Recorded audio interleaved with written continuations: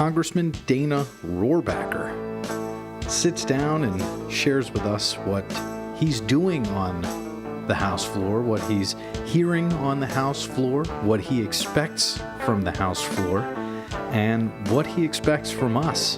So, good conversation with the Congressman. He goes into a little bit of his history and opens up a little bit. So, very enjoyable. Hope you enjoy it too. Okay, so we've got Congressman Dana Rohrabacher sitting right here, right now. Welcome, Congressman. Thank you very much. I'm in Colorado, but I'd rather be in California on the beach. But there's some important things going on. Indeed, we're going to get to that in a minute. Are you originally from California? I was born in Coronado, California. My father was a Marine. We were passing through, and I actually grew up until I was 16 on Marine bases throughout the country. Oh, wow. And then my dad retired. We moved to California. Okay, so the California was the end. What other stops along the way were memorable for you? Well, I lived in Japan. My father flew spy missions along the China coast in 1956. I lived there when I was 9 years old.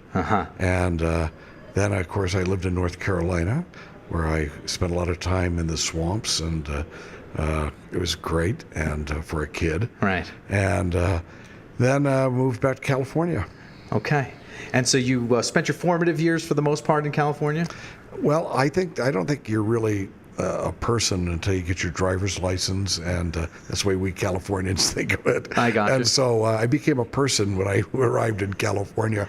I got my driver's license, and I started noticing girls, and so real life began. There you go. And you picked up surfing, if I'm not mistaken. Well, I was a body surfer for most of my time. A lot of people say that they're not really body surfers. Okay. I mean, I surfed at the Wedge, which is the ultimate body surfing place in the world, and but I got a surfboard and I used it twice, but it was so big, so heavy, didn't have leashes on it in those days. It was an old Velzy board, and so I stashed it away and did body surfing. But when I came back from the White House, when I'd been gone for a long time, I met this surfer chick who. I said, "Are you a surfer?" And I go, "Oh yeah, I'm a surfer, right?"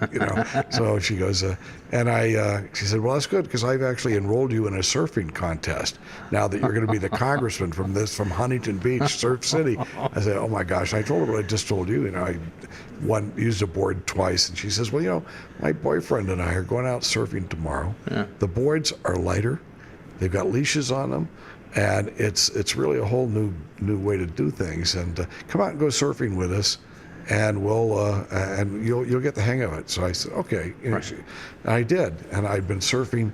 That's when I was 41 years old. Okay. I've been surfing every minute, every second that I could since then. And it took me about 2 years to get rid of the boyfriend, and then I married her. Oh, that's her. Yeah. Oh, congratulations. Yeah. Well done. It's Rhonda. There we go. And. But I haven't been surfing for about a year now. I got arthritis in my shoulders. Bummer. It is a bummer. It's keeping me out of the water. All right. Well, you jumped into the political waters, and we know you're a speechwriter for Ronald Reagan in the White House. You just talked about the White House briefly. Before that, though, when did the bug for public service hit you?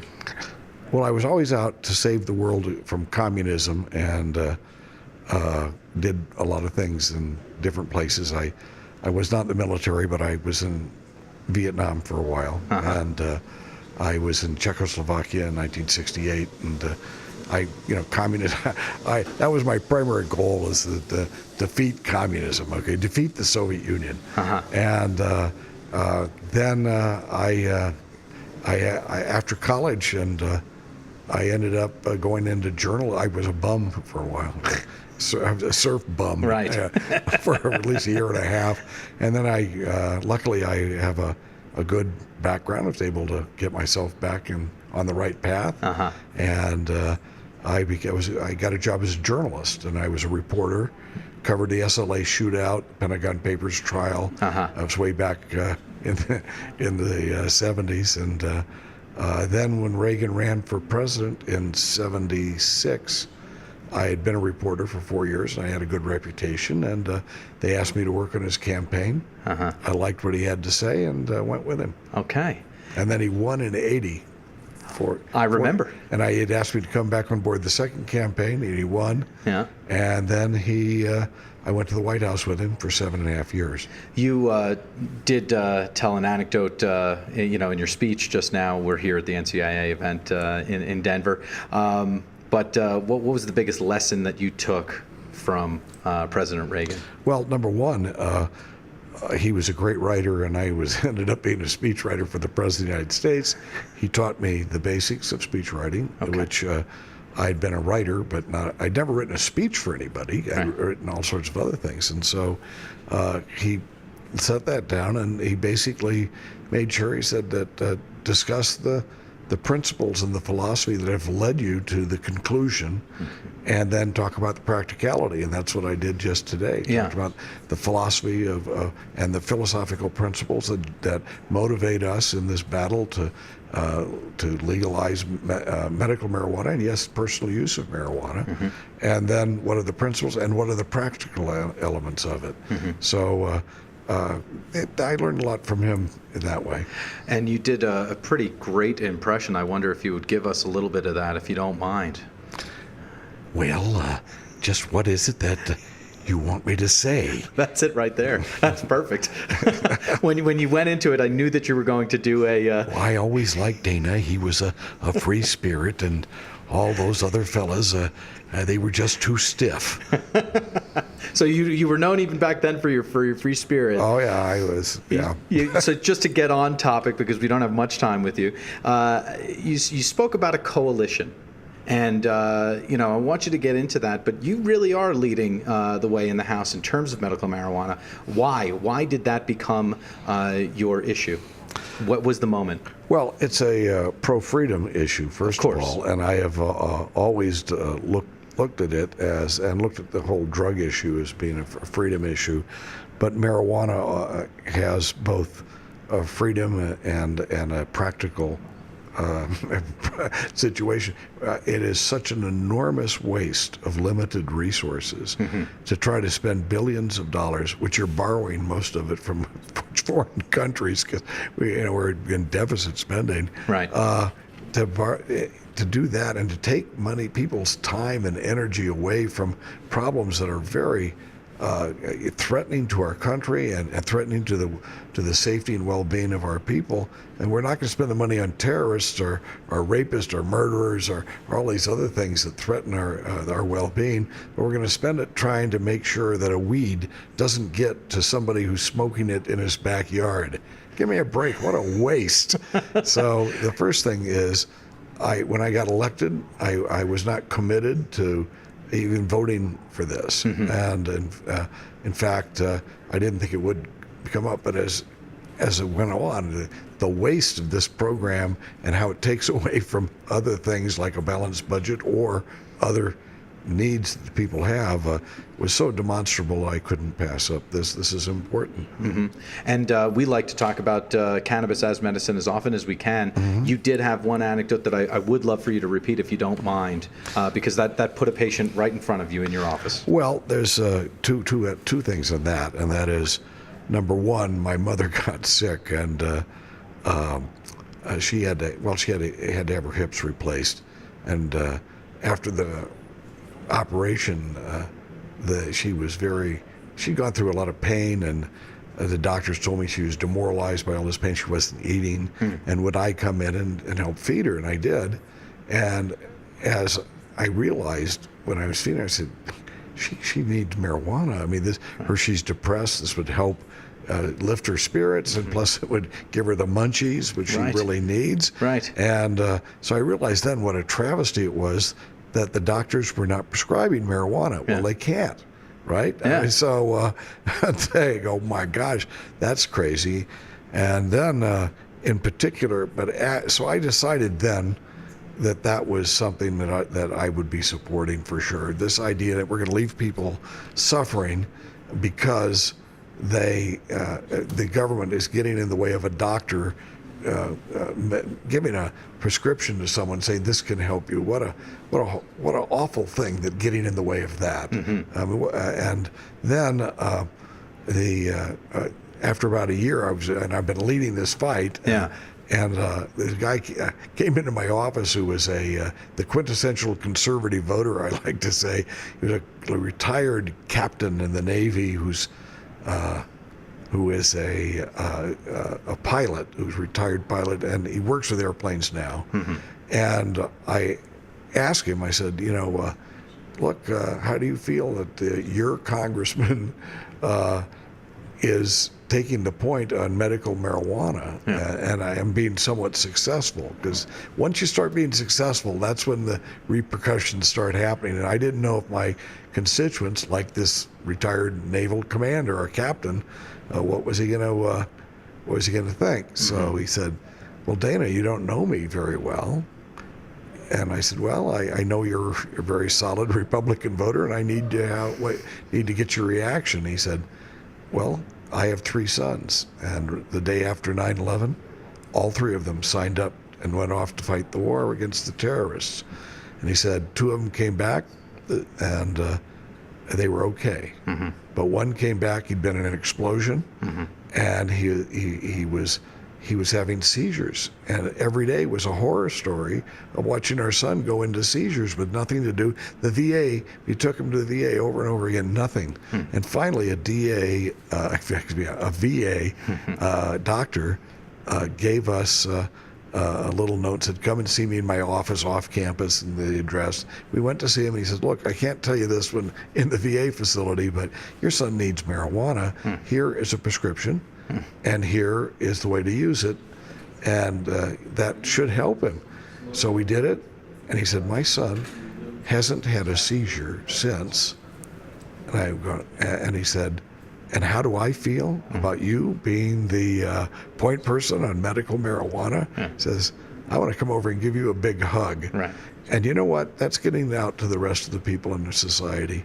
I mean, how can anybody in their right mind say that a doctor cannot prescribe what they think is best for their patient? And especially with the VA, where you've got people who've marched off to risk their lives for us, and there was even a vote just to allow the VA to do it. And so, and a majority of my colleagues voted against it. I'm not outraged at them. I'm not mad at them.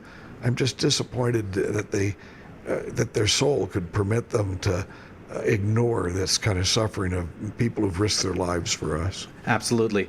And you have a bill, and we need to talk about your bill. Please talk us through it. Well, we have just, up until now, what I've been successful in doing is just saying that if medical marijuana is approved in the state, the federal government can't use its resources to supersede the state law. And we've been successful at that the last 2 years. First time in history, I might add. So I was very gratified to break that. I actually cracked the wall. I mean, the wall's not down, but we put a big crack in that wall there. And so I've succeeded the second year, and we actually had more votes than we did the first time around. And then now what we've done is, and I say we because there's a coalition of people, Republicans and Democrats, and 66 Republicans voted for me last time, which is incredible, and an increase. Now, although the Republicans increased their majority in the House, I got more votes than I did last time on the medical marijuana vote. Well, now my next initiative, which is aimed at saying that the states can legalize marijuana just for personal use as well. So for all purposes, the use of marijuana, not for medical reasons, but for all purposes. Straight adult use. Straight adult use, and thus that would, and all of the things that go with that business, including banking and everything, would go right along. By legalizing whatever the state has legalized, you then have permitted all of the various issues in dealing with it, like banking and such. That supersedes the federal issues as far as banking is concerned? In that state. In that state. Correct. Fair enough. And then how are we doing with that, sir? Well, I'm somewhat optimistic. We need to make sure that we put people's feet to the fire and say, now look, this is, and also, if we just get the people who voted for the medical marijuana and say, thank you so much for doing this, and we hope that you follow the principles of individual liberty and of limited government and of states' rights. We hope you follow that principle through to the personal use of marijuana, and for whatever reason. And that would, if they just hold their feet to the fire, we should be able to pass it. And what did they say, these your colleagues, off the record? What do they say to you? Because we can see how they're voting on the record. Well, there's a number of people that I've been disappointed in, and there's a number of other people I've been inspired by. And some of the ones who I thought weren't going to stand up, they just immediately did. And some of the ones that are a little sort of, there's Don Young up in Alaska. He's he's a former fur trapper, and he's about he's a crusty old man. He's older than I am even, and real outdoorsman and everything. And I just talked to him once about it, expressing the principle of individual freedom and states' rights, and he immediately grabbed on it and became a leader in this. And I mean, how inspiring is that for a man of his stature just to say, this is the right thing? Well, we went up to Alaska, and what they told us is that cannabis got more votes than Don Young himself. In Colorado, we know that cannabis got more votes than Barack Obama, so it doesn't really matter if you're a Democrat or a Republican. Cannabis is more, popular than you. Well, that's why it's important to carry this fight on at the state level so that people can see, my goodness, yes, I represent these people, and that's their point of view. So, but it is disillusioning sometimes when you have people who just are not going to buck various groups that are going to see in politics. It's not you're so concerned about the general voters, but you're concerned about whether you do something that can be portrayed by a fanatical group of one group or the other that just has lots of money and will pump in millions of dollars, distorting, making it look you're an awful person or something, when in fact it's the issue is not you are on the side of the majority, but that one group, the majority, they're not paying attention to you or your elections. They aren't having a good time on the beach. And this other group, they're spending all of their time trying to beat you up. So they don't. Most of the congressmen, and that's not the way I am, but I recognize and I respect most congressmen, they just don't want to make specific enemies rather than trying to do what's right for the people. And I understand that. Do you understand it? Because I'm looking at you and it looks like you don't understand. Well, it can get pretty rough. I've seen people get beat up, and they mailers saying mailers in the primary going, here's a guy who supports the drug cartels. Here's a guy who wants to bring your kids into the same room with drug dealers. And total distortion. Correct. And but they have a right to put out their stuff, and they have many of them have lots of money. So many of these congressmen just don't want to get those people riled up. And I know several people who. I had at least 10 members of Congress who told me, "Oh, Dana, I would have voted for you, but this would have mobilized people against me, and they would have distorted the whole thing, and I would have been in a bad spot in the next election." Well, then, not to be too direct, but with all due respect, sir, what gives you the cojones? For one thing, I think I've been through enough now that I feel comfortable with myself, and I don't have anything to prove. And I don't want to be a senator, and that's one thing. I don't want to be a senator, and then if the senators, I don't want to be president. Half the people I work with want to be a senator, and once they become senators, they want to be president, and all they are thinking of what's going to propel me that way, rather as opposed to take me down, rather than what I can do for my constituents. Precisely. And so, no, and I number one, I try to do what I believe in, and I try to express what I believe. And as I say, then I don't have to have as good a memory, because people say, how did you make a stand on this or that? Well, if it's the right thing, I know. If I believe it's the right thing, well, I know I must have made that stand. I'm sure I agree with myself, right? Yeah. So I don't have to have as good a memory on that, and I don't think it's cojones. I think I just I've opened. Look, I'm a religious person. God has opened my heart to see and to feel what other people are going through and to be concerned about them, and He's been good to me. Look, I didn't get married until I was kind of a bum till I was about 50. Right. And I got 3 lovely children, and my wife is my surfer chick, and my wife, and we have a good life. So I think doing good things and trying to make things, caring about people. If you care about people, God cares about you. That's you're showing your gratitude to God by helping some black kid who gets arrested. It ruins his life. Right. I mean, I got to tell you something. The fact that so many people now can't get jobs because they have a criminal record, because they have a drug arrest. Right. A felony at that. Sure, of course. Oh boy. Right. And thus these people can't get good jobs. Yeah. They got a lid on what they can accomplish, and it's how to make it rougher for the people who are most in need of a helping hand is just wrong. Yeah. So 2 final questions. I know you're short on time. We've asked everybody these questions. What has most surprised you in cannabis, and what has most surprised you in life? And so first things first, sir. Okay, what's most surprised me in cannabis? That's right. I don't know. What do you mean? I don't know what you mean. I mean as far as cannabis as a plant, cannabis as a movement, cannabis as a medicine. Yeah. Well, I will have to say that I have been surprised that there were medicinal uses of marijuana. Mm-hmm. And that never crossed my mind earlier on in life. Mm-hmm. And so that has surprised me big time, and it has become something that it makes sense to me now. Yeah.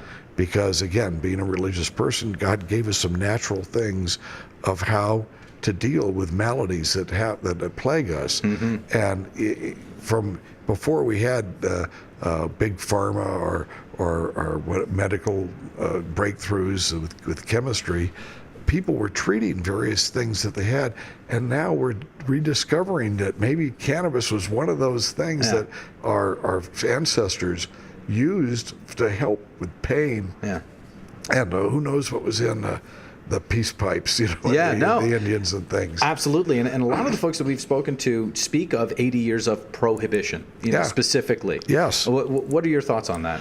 Well, that's it. We've beforehand, first of all, in our country's history, it was always the right from our founding fathers to control your own body. Mm-hmm. You had a right to control what your body belonged to you, not the government. Sure. And that was the prominent concept in our country up until about the 1880s, 1890s. Mm-hmm. And I will have to say that when they decided that the government is going to be the nanny government, mm-hmm. the government that watches out for us by telling us how to live our lives, mm-hmm. That's when things started going bad. And we had first expression of that, one of the first expressions was what? It was prohibition of alcohol. Mm-hmm. But people forget that up until prohibition of alcohol at that moment, we had all sorts of things with drugs. Every kind of drug could be sold. Anything, cocaine, everything. Yeah, and heroin, everything. Everything, yeah. Right. And ludlum they used to have for pain, and mm-hmm. It was an opium. And and there were some problems associated with it at that time. Mm-hmm. But none of those problems disappeared because of making it outlawed. It just enriched like with prohibition. Yeah. We know that a lot of problems with alcohol. We know about 10% of the people who use alcohol destroy themselves with it. Yeah. But once they tried to outlaw it to protect that 10% from themselves, what it did, it created the gangster world in America. You forgot about the 90% is what you did. Yeah, that's it. And anyway, I think the most important thing that surprised me the most was indeed the idea that there were legitimate medical things they used to call them patent medicines back in the old days. And if this is the type of thing that even before patent medicines, there were herbal medicines. Yeah. I think probably our ancestors somewhere along the line understood that. At least the Native Americans did. I bet they did. Absolutely. Absolutely. All right. So final question. Now, you've had a very unique path, and you've been able to take us through at least some of that. You were on your own and a certified beach bum at a certain point. And oh, yeah. You've served our country with through your service, and you're even in the White House.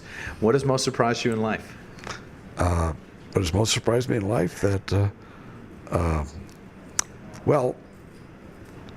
it's I have I've had a joy in my life of being able to discover that you can believe in freedom and the things that America believes in. We went through a time before where everybody who seemed to be talking about the flag and loving our country seemed to be so sort of negative on life, and they were. It was. And I understand that you can be provoked, and I am provoked when someone burns a flag and things like that, but I don't get hateful, for Pete's sakes. And I've discovered a new joy, and Reagan helped. I worked with Reagan on many of these speeches, that the joy of being a free person, and it's there for all of us, and we have to make responsible decisions, or we go in the wrong direction. I made many of them in my life, but what a joy it is that we can make decisions in our lives, and when you do, you can become a blessed person. And I was pretty wild and crazy for a long time, and now I made some good choices in my life, and I have a wonderful family, and and I'm very grateful to God, and so I think that's what it is. The most surprising thing in life is if you try to do the right things, it'll all turn out. It'll all turn out right. The luck kind of comes to you, type of thing. Yeah, it's not really luck. There is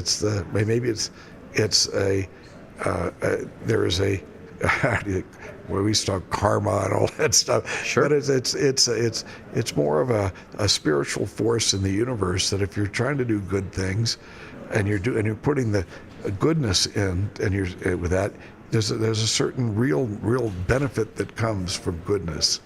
And now I define God as good, right? But other people have different definitions. Sure. And some people who don't believe in God as I do, but they have a different concept of the goodness in the universe. Well, that's fine. Yeah. And but I think that works. So it's all good, I think, is what you're saying. Well, no, there's a lot of negative things, but if you tap into that good feeling, you're doing things out of positive reasons because you care and you love people. Right. It's gonna work out.